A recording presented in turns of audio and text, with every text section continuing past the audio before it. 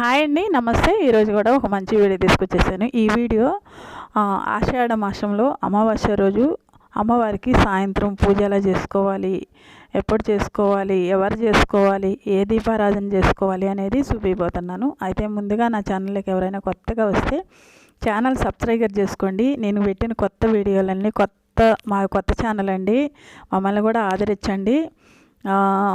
మా వీడియోలు కూడా సబ్స్క్రైబర్ చేసుకొని మరికొంతమందికి రీచ్ అయ్యేదానికి అవకాశం ఇవ్వండి. ఇక్కడైతే నేను ఫస్ట్ ఎక్కడైతే పూజ చేసుకుంటామో అక్కడ కొద్ది గంగా జలం వేసుకొని మంచిగా బట్టతో తుడిచేసి తర్వాత పసుపుతో అలుక్కొని ఇట్లా బియ్య పిండితో చక్కగా ముగ్గు వేసుకుంటున్నాను. అష్టతల పద్మ ముగ్గు అంటే అమ్మవారికి ఎంతో ఇష్టం కదా. చక్కగా చుట్టూ కూడా ఇలా వేసుకొని ఇప్పుడు పసుపు కుంకుమ వేసుకుంటున్నాను. ఇలా వేసుకోవడం వల్ల అమ్మవారు పీట పెట్టేదానికి చాలా బాగుంటుందండి, కలగా ఉంటుంది, చూడటానికి చాలా బాగుంటుంది. చూడండి, పీట పెట్టాను. పీట మీద ఒక కొత్త క్లాత్ పరుచుకొని తర్వాత ఇంకో పీట పెట్టుకొని ఇక్కడ పసుపు రాసి ఈ పీటకు కూడా బియ్య పిండితో ముగ్గేసుకొని పసుపు కుంకుమ వేసుకుంటున్నాను.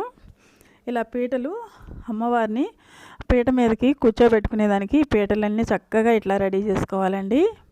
ఇప్పుడు అమ్మవారి ఫోటోకి చక్కగా గంధం కుంకుమ అన్నీ పెట్టుకొని అలంకారం చేసుకొని ఒక పిడికిడి బియ్యము ఈ పీట మీద పోసుకొని కొంచెం పసుపు కొంచెం కుంకుమ వేసుకొని అమ్మవారి ఫోటోని ఈ బియ్యం మీద పెట్టుకోవాలి. ఇలా ఇప్పుడు అమ్మవారికి పువ్వులతో చక్కగా అందంగా అలంకారం చేసుకోవాలి. తర్వాత అమ్మవారి విగ్రహం ఉందండి నాకు, అక్కడ చిన్న అమ్మవారి విగ్రహం. ఆ విగ్రహానికి కూడా చక్కగా గంధం కుంకుమ అన్నీ అలంకరించుకొని పీట మీద పెట్టుకొని పీట చుట్టూ కూడా పువ్వులు అందంగా అలంకారం చేసుకున్నాను. తర్వాత పసుపు కుంకుమ పెట్టుకున్నాను, వినాయకుడిని కూడా పెట్టుకున్నాను.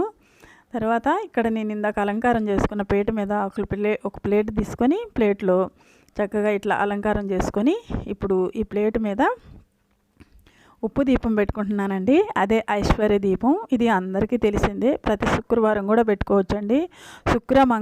మంగళవారాల్లో కూడా పెట్టుకోవచ్చు ఈ దీపారాధన. అమ్మవారికి ఎంతో ఇష్టం. అమ్మవారు సముద్రం నుంచే ఉబ్బరించింది పుట్టిందంటారు కాబట్టి అమ్మవారికి ఐశ్వర్య దీపం చాలా ఇష్టం. ఇంకా ఇక్కడైతే నేను దీపారాధనకి నువ్వుల నూనె వేసుకొని దీపాలు వెలిగించుకొని వినాయకుడికి అయితే పూజ చేసుకుంటున్నానండి. వినాయకుడికి అయితే పూజ చేసుకోవాలి. ఏ పూజ చేసినా మనకి విఘ్నాలు లేకుండా పూజ జరిగేలా ఆ దేవుడు ఆశీర్వాదం ఉంటుంది కాబట్టి ఆయనకి గంధము కుంకుమ అక్షంతలు పువ్వులు వస్త్రం కూడా పెట్టుకుంటున్నాను. ఇలా వినాయకుడికి పూజ చేసుకునేటప్పుడు వినాయకుడి మంత్రాలు వస్తే చదువుకోవచ్చు, లేదు ఓం గంగణపతాయ నమః, ఓం గంగణపతాయ నమః, ఓం వినాయకాయ నమః, ఓం విఘ్నేశాయ నమః అనుకుంటూ కూడా పూజ చేసుకోవచ్చండి. తర్వాత స్వామివారికి తాంబూలం బెల్లం ముక్క ప్రసాదంగా పెట్టి ఇంకా హారతి ఇచ్చుకుంటున్నాను. ఈ హారతితోటే స్వామివారికి పూజ పూర్తవుద్ది. ఇప్పుడైతే హారతి మనం కూడా తీసుకొని అక్షంతలు తీసుకొని స్వామి పాదాల ముందేసి పూజలో ఎలాంటి విఘ్నాలు లేకుండా చూడు తండ్రి అని ఆ దేవుడు ఆశీర్వాదం తీసుకోవాలి. తర్వాత దీపాలు పెట్టుకున్నాక ఈ దీపాలకు కూడా కుంకుమ గంధం పువ్వులు అక్షంతలు వేసి సమర్పించుకోవాలి. ఇక్కడ ఆషాఢంలో వచ్చే అమావాస్య రోజు పూజ గురించి చెప్తున్నానండి. ఇలా చేసుకుంటే చాలా మంచిది.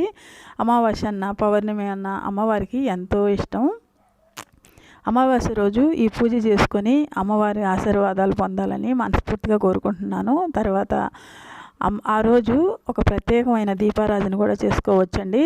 అది నా వీడియో లెంత్ అయిపోతుందని మరొక వీడియోలో అప్లోడ్ చేస్తాను. తప్పకుండా నా వీడియో సబ్స్క్రైబర్ చేసుకొని చూడండి, తప్పకుండా మీకు పనికొస్తుంది అనుకుంటున్నాను. ఇక్కడ ఐశ్వర్య దీపానికి కూడా అక్షంతలు కుంకుమ గంధం సమర్పించి ఆ దీపానికి నమస్కారం చేసుకోవాలి. ఇక్కడైతే ఇంకా లక్ష్మీదేవి అమ్మవారికి జవ్వాది పొగడ్రు వేస్తున్నానండి. చాలా మంచి స్మెల్ వస్తుంది. అమ్మవారి పూజ అంటేనే అలంకారం మంచి వాసనలో రావాలి, అందుకనే జవ్వాది పొగడ్రు. ఇది జవ్వాది పొగడ్రు అనేది పూజా స్టోర్ రూమ్లో అడిగితే దొరుకుద్దండి. ఇది పెద్ద కాస్ట్ కూడా కాదు, 20 రూపీసేను. మంచి వాసన వస్తుంది. అమ్మవారికి ఎంతో ఇష్టమైన సువాసనలు ఎగజలుతూ ఉంటుంది ఆ జవ్వాది పొగడ్రు అనేది. అది తెచ్చుకొని మంచిగా పూజలో ఉపయోగించండి, చాలా బాగుంటుంది. అమ్మవారి అనుగ్రహం తప్పకుండా దొరుకుద్ది. ఇంకెక్కడైతే లక్ష్మీదేవి అమ్మవారికి అక్షంతలు కుంకుమ గంధము సమర్పించాను, ఇంకా పువ్వులు కూడా సమర్పించుకుంటున్నాను. ఇలా సమర్పించిన తర్వాత అమ్మవారికి ధూపం వేసుకోవాలి.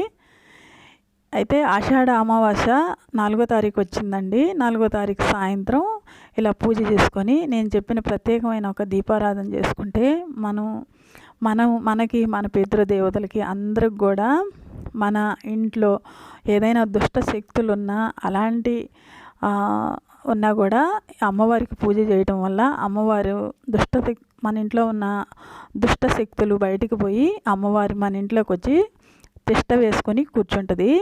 ఈ పూజ ఇలా చేసుకుంటే ఇంకా ఇక్కడైతే అమ్మవారికి నేను ధూపం వేశాను, తాంబూలం ఇచ్చాను. ఇంకా చిట్టి గాజులతో అష్టోత్తరం చేసుకుంటున్నానండి.